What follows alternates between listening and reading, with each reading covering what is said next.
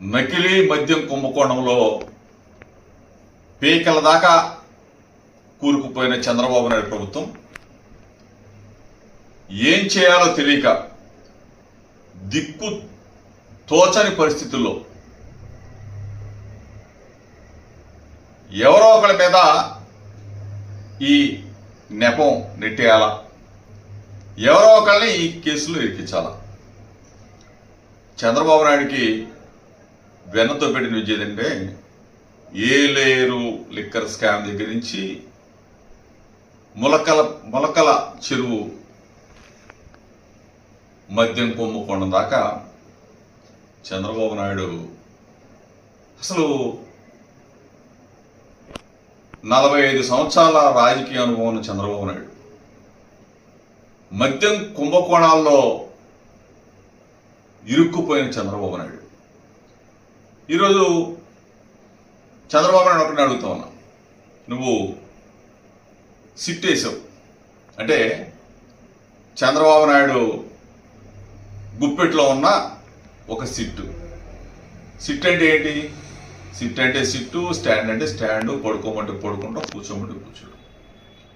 చంద్రబాబు నాయుడు గన నిజమైన దోషుల్ని పట్టుకోవాలన్న ఆలోచన గన ఉంటే నకిలీ మద్యం కుంభకోణాన్ని సిబిఐకి అప్పగించమని చెప్పేసి వైఎస్ఆర్ కాంగ్రెస్ పార్టీ తరఫున డిమాండ్ చేస్తాం. చంద్రబాబు నాయుడు ఏ విధంగా దిగజారాడంటే నకిలీ మద్యంతో పేద ప్రజల బ్రతుకులు చిదిమేసే స్థాయికి ఈ కూటమి ప్రభుత్వం దిగజారింది. ఎక్కడ చూసినా నకిలీ డిస్టిలరీలు, నకిలీ మందు తయారీ ఫ్యాక్టరీలు, నకిలీ మందు తయారు చేసే ఒక కుటీర పరిశ్రమలాగా చంద్రబాబు నాయుడు తెలుగుదేశం పార్టీ ఈ వ్యవస్థను ఎంచుకుంది. నకిలీ మద్యం తయారు చేయటం, కుటీర పరిశ్రమ మొదలు పెట్టడం, అక్కడి నుంచి బ్రాందీ షాపులకి, బార్లకి, బెల్ట్ షాపుల ద్వారా ప్రతి గడపకి కూడా నకిలీ మద్యం. గ్రామాల్లో ఉన్న ప్రజలు మాకు కుళాయిలు వేయండి, మంచినీళ్ళు ఇవ్వండి అని చెప్పేసి గుక్కెడు మంచినీళ్ళ కోసం అడుక్కుంటున్న పరిస్థితులు. మంచినీళ్ళు ఇవ్వలేము మేము, మందు అయితే ఇస్తామని చెప్తున్నాడు, నకిలీ మద్యం ఇస్తామన్నాడు చంద్రబాబు నాయుడు ప్రభుత్వం. ఇంతగా దిగజారిపోయి చంద్రబాబు నాయుడు ప్రభుత్వం చేసే ఇటువంటి రోత ప్రక్రియ ప్రజలందరూ అసహించుకుంటారు.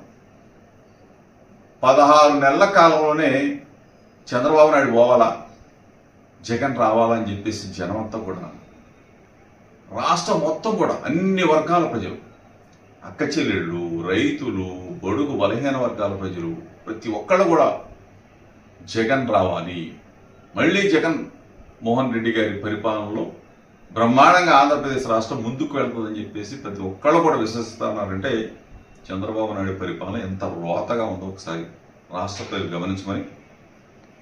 ఈ సిట్టు నీ వేసిన సిట్టుని తీసేసి ఎక్కడన్నా పెట్టేసి, నీకు విలువలుంటే, విశ్వసనీయత ఉంటే చంద్రబాబు నాయుడికి ఒకటే చెప్తాను, సిబిఐ దర్యాప్తుని కోరమని చెప్పేసి మేము అడుగుతా ఉన్నాం, మేము డిమాండ్ చేస్తా ఉన్నాం. నువ్వు నిబద్ధత గల రాజకీయ నాయకుడు అయితే, నిబద్ధత గల ముఖ్యమంత్రి అయితే సిబిఐకి ఈ కేసును అప్పగించమని చెప్పేసి డిమాండ్ చేస్తాం.